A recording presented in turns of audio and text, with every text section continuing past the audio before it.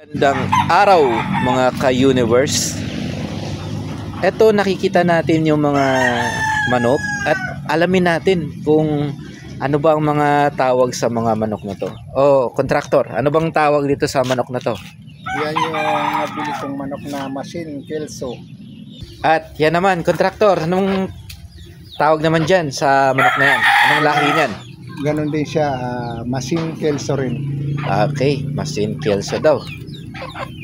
Ito naman, ka-universe, ito naman ang literal na talisayin. At ito, ka-universe, galing din to ng farm. Paki-comment na lang sa baba kung ano ang lahi ng tandang na to. Ito naman, kontraktor, anong pangalan ng manok na to? Chinese chicken na itim yung laman. Chinese chicken na itim ang laman. Yan, yan, machine kelso rin. Ayun, machine kelso daw ulit mga ka-universe. Yung babae. At ito yung mga lahi nila. Ayan mga ka-universe, paki-comment na lang kung ano ba ang sa tingin nyo, kung ano ba talaga ang mga lahi ng mga ito. Maraming salamat at paki-like and share and subscribe.